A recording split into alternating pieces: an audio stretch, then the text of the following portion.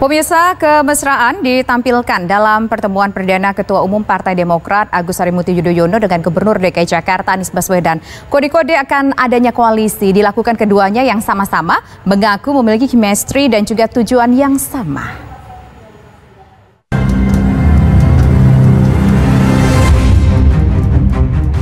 Ketua Umum Partai Demokrat Agus Harimurti Yudhoyono dan Gubernur DKI Jakarta Anies Baswedan bertemu pertama kali setelah Anies diusung Nasdem sebagai calon presiden.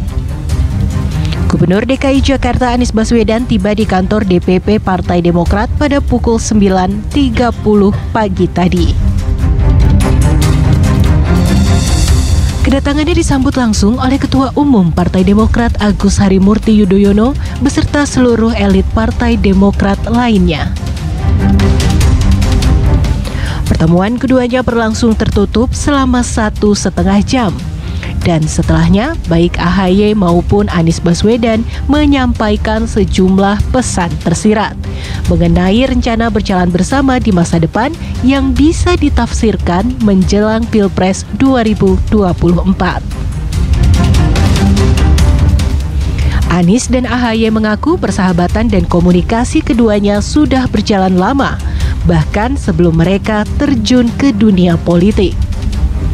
AHY pun mengakui dirinya dan Anies memiliki visi misi yang sama, sehingga terbangun chemistry kuat untuk bersama membangun bangsa. Sebelumnya, Senin 3 Oktober lalu, Partai Nasdem mendeklarasikan dukungannya untuk Anies Baswedan maju sebagai Capres 2024. Sementara itu, komunikasi intens terus dijalin Partai Demokrat, Partai Nasdem, dan Partai Keadilan Sejahtera untuk dapat berkoalisi di Pilpres 2024. Dari Jakarta, Anggia Eboni, Trinugroho, TV One mengabarkan.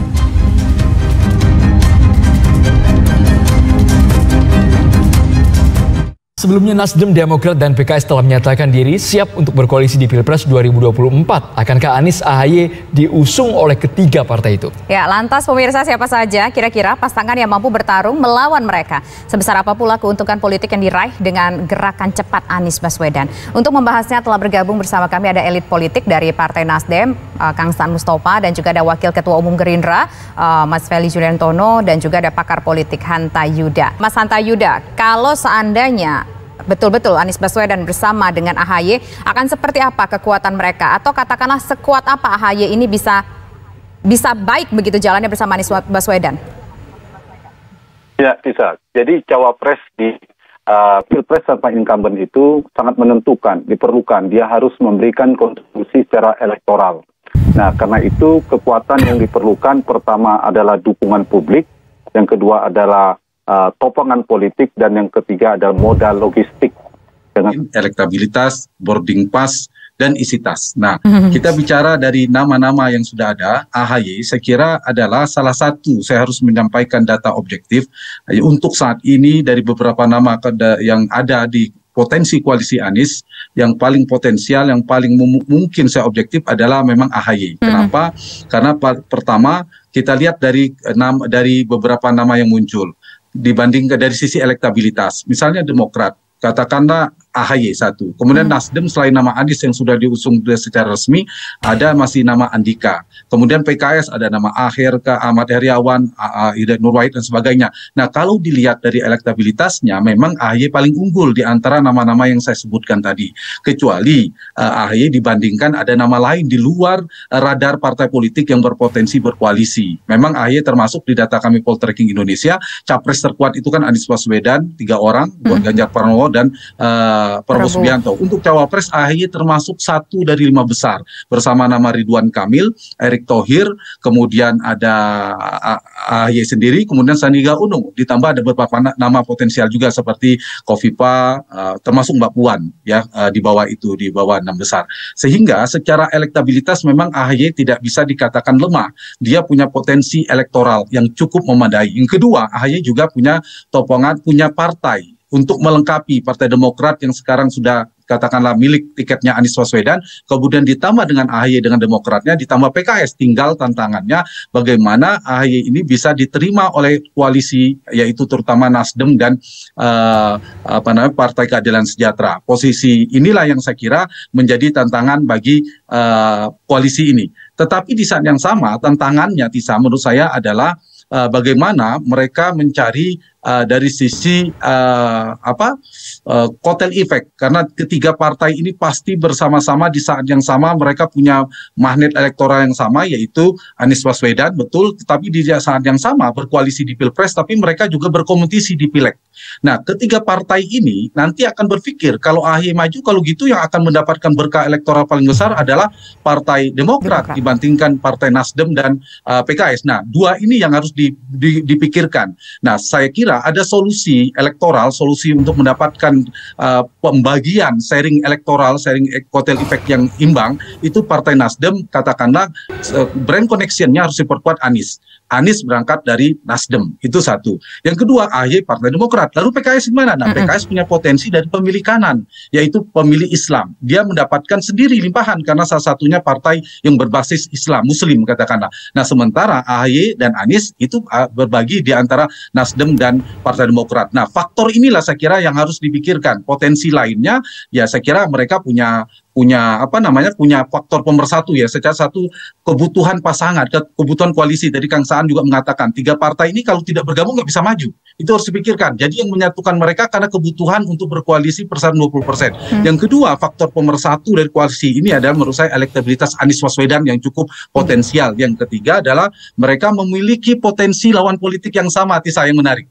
Baik Partai Nasdem, terutama PKS dan Partai Demokrat yang selalu disebutkan oleh Sekjen PDI Perjuangan tidak mungkin berkoalisi dengan PDIP. Nah, karena kesamaan ini faktor PDIP lah yang akan mendorong bersatunya koalisi ini. Dan yang keempat adalah faktor di mana dua partai itu di luar pemerintahan, yaitu sedang tidak bergabung di koalisi pemerintahan, ditambah Nasdem juga saya kira cukup berjarak dibanding partai-partai koalisi lainnya. Jadi ada faktor Jokowi juga akan mempersatukan mereka, faktor lawan politik. Kami juga ingin tahu dari mana ada tantangan politiknya. Mas Hanta, Anda melihat pasangan mana lagi Mas yang akan melawan kalau memang saat ini menguat Anies AHY? Apakah akan ada kandidat-kandidat lain yang segera membentuk seperti itu? Duet baru untuk jelang Pilpres 2024, Mas Hanta? Dengan keluarnya Mas Ando, dengan keluarnya nama Anies ini, saya kira nanti pusarannya adalah faktor elektabilitas. Variabel elektabilitas menjadi penting bagi koalisi. Saya semakin ragu, bukan beragu, semakin kecil potensi misalnya PDI Perjuangan akan nekat mengusung Mbak Puan secara elektabilitas kurang prospek misalnya. Nah, dengan munculnya nama Anies dari radar partai-partai luar pemerintahan plus Nasdem ini menguntungkan Ganjar Pranowo dalam kompetisi internal partainya. Kartunya Ganjar ini jadi hidup, jadi bagi potensi karena partai ingin maju. Nah, sisi yang lain ada nama Prabowo Subianto. Tiga nama ini adalah nama capres yang terkuat, Andro. Kalau kemudian saya ditanya mana yang paling kuat, yang harus diantisipasi ini ada kemungkinan misalnya 2 poros dan 3 poros. Kalau 2 poros, kemudian di luar 3 partai ini berkumpul semuanya, Gerindra terutama DPD Perjuangan memiliki kesepakatan memasangkan Prabowo dan Ganjar Pranowo, atau Ganjar dan berpasangan dengan Prabowo, ini akan menjadi lawan tanding yang amat berat bagi Anies AHY. Sehingga wakilnya Mas Anies ini harus dipertimbangkan. Kalau itu terjadi 2 poros ya, atau kalau 3 poros berhasil, kemudian terbentuklah kemudian Anies, Ganjar sendiri, Ganjar atau Puan, tapi saya memprediksi bisa jadi yang keluar adalah Ganjar karena di seberangnya ada Anies, ditambah Prabowo Subianto. Maka kemungkinan Pilpres kita akan berpotensi 2 putaran. Di 2 putaran ini, ya Pak Prabowo punya potensi, saya setuju Mas Ferry, tapi ada kebaruan dari kandidat baru bernama Ganjar dan Anies. Potensi Anies dan Ganjar akan lolos di putaran kedua sangat besar sekali. Nah, karena itu, kalau misalnya tentu dinamis ya, kita tergantung Pak Prabowo siapa wakilnya. Nah, pergeseran siapa yang gugur di putaran pertama ini akan kemana, itu akan menentukan faktor kemenangan. Nah, saya kembali tadi pertanyaan Ando tadi, dan tadi Tisa juga. Lalu kalau pasangannya AHY siapa? Kita bicara Anies. Mas Anies ini kekuatannya kita bicara secara geografis dan demografi ya. Secara geografis itu di Sumatera, Banten, DKI, dan Jawa Barat ada basis Anies Baswedan. Dan ini agak terbelah dengan Prabowo Subianto. Nah, PR-nya adalah mencari yang agak kuat. Kalau Jawa Tengah adalah milik Ganjar, ada di Jawa Timur. Nah, ini yang harus dipikirkan. Dan secara demografi dibutuhkan kekuatan NU. Jadi Jawa dan NU itu adalah dua variabel yang penting untuk menjadi wakilnya Anies Baswedan supaya menjadi pasangan yang kompetitif. Nah, inilah saya kira yang harus diantisipasi, dan keluarnya Anies akan muncul. Kalau tadi Hasto membantu para partai-partai luar pemerintahan membentuk koalisi, tetapi dengan lebih awal Anies muncul, maka pertimbangan Ganjar yang akan dikeluarkan juga menurut saya, bukan Ganjarnya, tapi kan elektabilitasnya itu menguat ketimbang misalnya Mbak Puan. Tapi kalau di seberangnya yang muncul ada nama seperti Caimin, Erlangga Hartarto, mungkin Mbak Puan berani. Tapi kalau keluar Anies Prabowo, prediksi saya PDI Perjuangan berpotensi besar akan mengeluarkan nama Ganjar Pranowo. Nah, ini akan menjadi potensi sesuai variabel elektabilitas yang akan menentukan antara Anies, Prabowo, dan Ganjar. Nah, sama kuatnya bertarung di putaran kedua, dan faktor wakil lagi-lagi sangat menentukan. Jadi yang kalau keliru mencari wakil, saya kira Anies jangan buru-buru untuk mengumumkan cawapresnya.